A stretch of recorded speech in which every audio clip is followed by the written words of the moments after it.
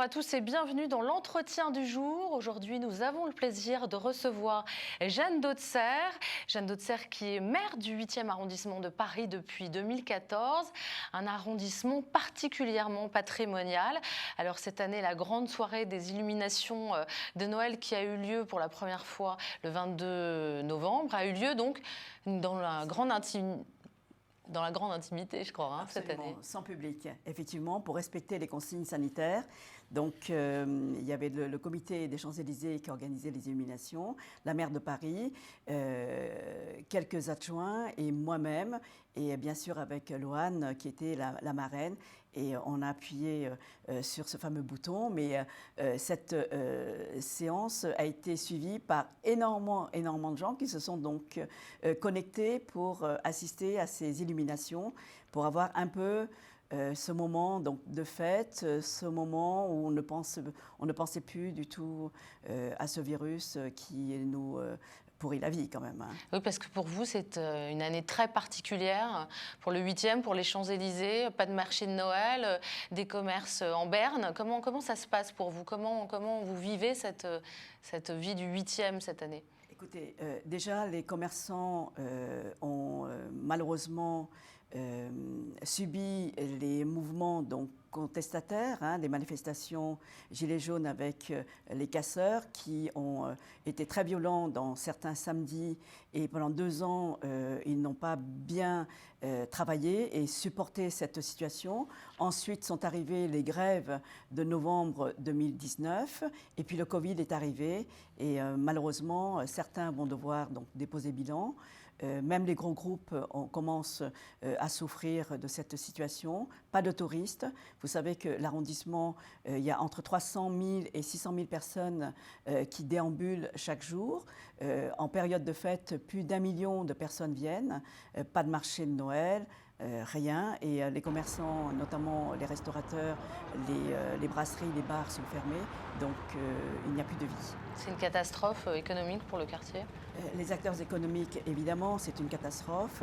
C'est une catastrophe pour aussi bien les salariés, les gens qui viennent travailler. 195 000 personnes viennent travailler chaque jour dans l'arrondissement. Il y a le télétravail, donc il y en a la moitié qui viennent travailler. Ça impacte sur la vie des petits traiteurs, des petits commerces. Oui, ça impacte complètement. Donc cette crise sanitaire, indépendamment de tous les problèmes que cela génère, problèmes de santé bien sûr, mais cela génère une crise économique qui malheureusement risque de perdurer encore une bonne année. Et vous, en tant que maire, vous avez suivi de près donc, les décisions du gouvernement. Vous étiez toujours d'accord avec ou vous êtes battu contre? On ne peut pas se battre contre. Moi, je suis respectueuse des institutions. Il y a un gouvernement, il y a un président de la République, donc les décisions sont prises. Peut-être qu'au moment de la connaissance du virus qui est arrivé en France, on aurait peut-être dû être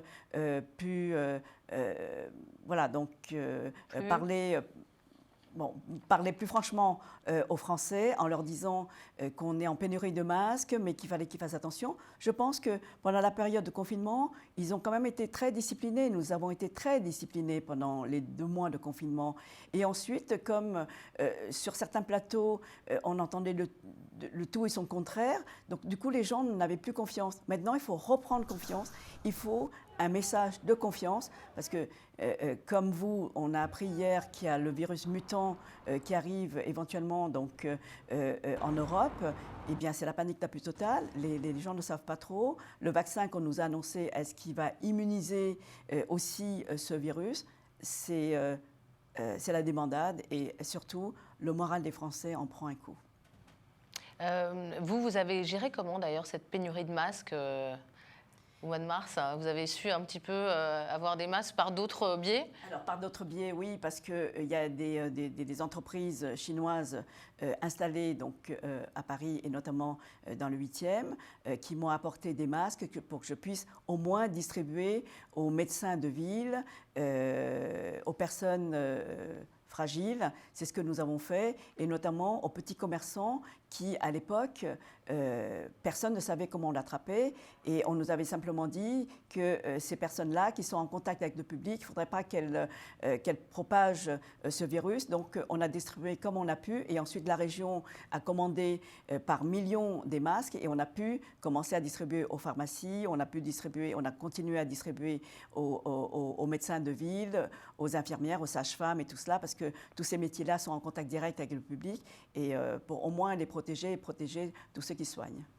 Et alors là, le vaccin, vous avez des infos, vous, sur l'arrivée à Paris comment ça va se passer, la vaccination, au niveau de la mairie? Écoutez, la mairie centrale, donc la mairie de Paris, essaie de mettre en place des lieux de vaccination, mais nous ne prendrons aucune décision d'installer des lieux de vaccination tant qu'on ne sera pas sûr que ce vaccin peut immuniser et empêche de transmettre ce virus.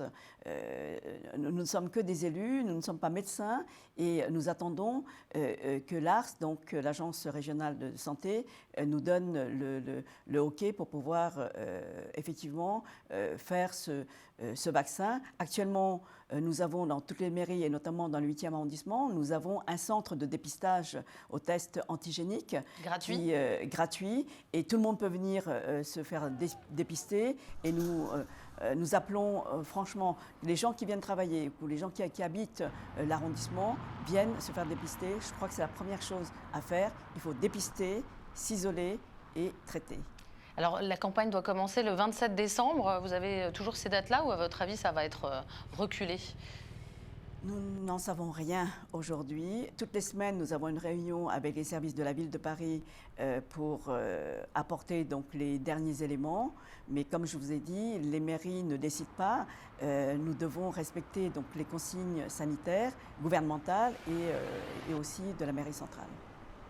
Alors, une de vos grosses missions sur l'arrondissement, c'est la sécurité. Hein. Il y a beaucoup de problèmes de cambriolage, notamment de pickpocket, d'attaques de touristes chinois dont on a parlé sur les Champs-Élysées. Où est-ce qu'on en est justement de la sécurité? Ça va mieux? Ça va mieux. Le préfet est à l'écoute. Il y a une brigade qui sillonne le quartier donc, des Champs-Élysées, les rues adjacentes, là où les touristes vont. Effectivement, depuis le mois de mars, il y a moins de touristes, donc il faut reconnaître que le Covid a aussi ce côté sympathique pour les habitants. Les boîtes de nuit, c'est-à-dire les établissements de nuit sont fermés et il y a moins d'attaques, mais malheureusement, les violences sont plutôt dans les cortèges de manifestations où vous avez les casseurs qui s'infiltrent et qui font beaucoup de dégâts, et notamment des pillages, du vandalisme des commerces. Depuis plusieurs semaines, la proposition de loi sur la sécurité globale fait polémique. Des milliers de gens ont déjà manifesté le 12 décembre. Qu'est-ce que vous pensez de cette proposition de loi relative à la sécurité globale et notamment l'article 24? Écoutez, nous sommes quand même dans un pays évidemment de droit, mais nous sommes aussi dans un pays de devoir. Nous devons respecter les institutions. Nous devons aussi respecter ce qu'on appelle les forces de l'ordre, la police, la gendarmerie. C'est eux qui protègent nos concitoyens, qui nous protègent. Bien sûr qu'il y a eu des violences. On ne peut pas le nier, il y a des violences, il y a eu des violences. Donc c'est aux institutions et à la justice de faire le travail, le devoir. Mais nous ne pouvons pas mettre tous les policiers dans le même sac en disant que la police, il faut abattre les flics, ce que nous voyons pratiquement tous les soirs dans nos banlieues, dans les régions, ce n'est pas possible. Vous voyez? Donc cette loi, elle est faite pour protéger les policiers, parce que cela ne vous a pas échappé. Il y a 2 ans, il y a eu un couple de policiers qui a été égorgé devant leurs enfants parce qu'il y a eu justement ce fameux type qui a été sanctionné dans l'arrondissement où il est tué. Il a été attrapé parce qu'il a fait quelque chose de pas bien et malheureusement c'est le même qui a égorgé ces 2 policiers. Donc Je pense que les institutions, le gouvernement, le ministre de l'Intérieur, il faut un moment que les policiers, les gendarmes, tous ceux qui nous protègent soient aussi protégés. Mais est-ce que le fait de ne pas avoir le droit de les filmer quand ils sont en action, vous êtes d'accord avec ça? Écoutez, il ne faut pas mettre leur visage en avant. Vous savez que la violence existe aujourd'hui. Vous avez des factions qui détestent la police, qui ont de la haine pour la police. Quand vous entendez dans les slogans qu'il faut tuer du flic, non, ce n'est pas possible. En tant qu'élus, nous ne pouvons pas accepter qu'on soit de gauche, de droite, du centre, mais à un moment, sans les policiers, si demain la police, les forces de l'ordre, l'armée déposent des armes en disant débrouillez-vous, on n'y va plus parce que si c'est pour se faire casser la tête, si c'est pour se faire blesser, parce que nous aussi on a des familles, on n'y va plus, eh bien c'est la guerre civile. Donc vous êtes pour cet article 24 pour Moi, je suis pour que les choses se passent bien. Je suis pour que les gens prennent conscience dans notre pays qu'il y a des droits et des devoirs aussi. En tant que citoyens, nous sommes sur un territoire avec des lois, avec ses propres lois, et nous devons les respecter. Dans les bonnes nouvelles, vous faites aussi de nombreux mariages. Vous avez marié la semaine dernière M. Pokora, beaucoup de célébrités dans le 8e, beaucoup de mariages de célébrités. Racontez-nous un petit peu ce mariage avec M. Pokora. Écoutez, en plein Covid.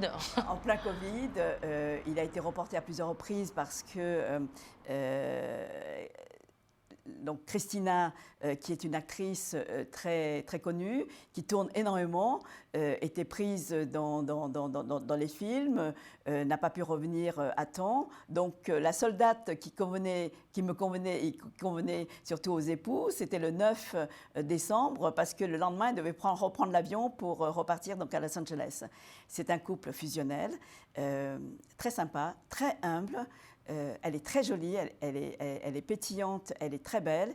Et lui, vraiment, c'est un amour. Je crois que ce couple est fait pour vivre longtemps ensemble et de faire beaucoup d'enfants parce que c'est... Elle est déjà enceinte de deuxième. Voilà, deuxième, donc elle a déjà une première fille. Et quand ils se sont rencontrés, elle lui avait déjà dit qu'elle a déjà une fille. Et il lui a répondu, oui, mais... vous n'avez pas de garçon. Donc, du coup, j'espère que le troisième sera un garçon aussi, parce que je crois qu'il aimerait avoir aussi un autre garçon. Mais il est très mignon, le premier, qui va bientôt avoir 1 an, parce qu'il est né au mois de janvier. Il est adorable, mignon, et vraiment très dynamique, beaucoup d'énergie. Je l'ai vu lors de ce mariage, il courait dans tous les sens, et très mignon. Et vous avez marié d'autres célébrités dans la mairie du 8e? Oui, beaucoup de célébrités, mais comme qui, on par me exemple, demande, eh bien, des journalistes, comme on me demande d'être discrète et de ne pas diffuser donc l'information, j'ai toujours respecté donc ma parole de ne pas diffuser l'information. Alors, dans vos missions 2020, qu'est-ce qui va avoir lieu et pas lieu en 2021? Écoutez, 2021, j'aimerais créer ce que j'appelle la coulée verte dans le quartier Europe. C'est un projet que j'ai mené donc, pendant la campagne, de recouvrir les voies ferrées de la SNCF qui est entre la place de l'Europe et le boulevard des Batignolles, pour justement que dans ce quartier qui est très minéral, puisse avoir une coulée verte, donc un poumon vert, pour que les enfants puissent venir s'y promener, pour que les parents puissent descendre, et éventuellement un EHPAD, parce que nous n'avons pas du tout dans l'arrondissement d'établissement donc, pour héberger donc, des personnes âgées. Et alors ça va avoir lieu? Ça ne va pas être remis à cause du Covid? Eh bien, écoutez, effectivement, il faudrait qu'il y ait un investisseur et que les affaires aillent bien, parce que qui dit investisseur, il faut que les affaires marchent. Donc, nous essayons de mener à bien donc, ce projet. Est-ce que ça va être donc un programme financé par des privés? Oui, absolument. Comment on arrive à innover justement dans un arrondissement où il y a beaucoup de sites classés? Écoutez, premièrement, les architectes des bâtiments de France ont leur mot à dire. Souvent, sont regardants sur les projets proposés. Donc, c'est à l'architecte qui est investi par l'entreprise en question de faire des projets acceptables. Et ensuite, il y a il y a une modernisation donc, des immeubles. Il y a beaucoup d'immeubles de bureaux qui se sont montés, mais acceptés par les architectes des bâtiments de France. Vous parlez de beaucoup d'immeubles. Il y a beaucoup d'immeubles vides, je crois, dans le 8e arrondissement.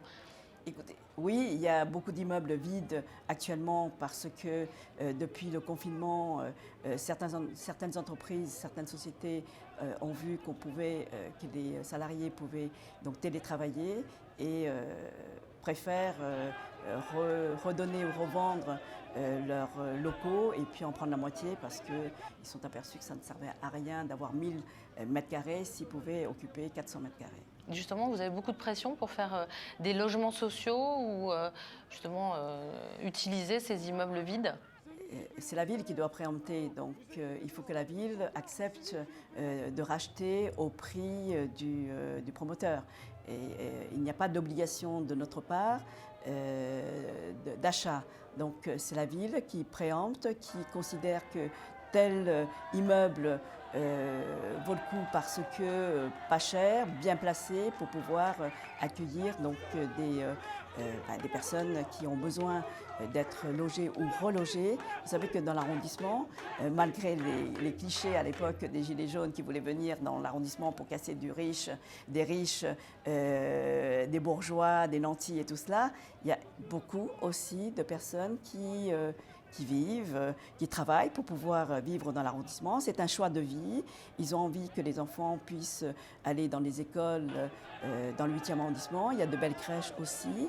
Et eh bien, il y a des besoins, bien sûr, mais bien sûr, on ne va pas rendre l'arrondissement avec que des logements sociaux. Il y a une mixité sociale qui existe et c'est la loi SRU.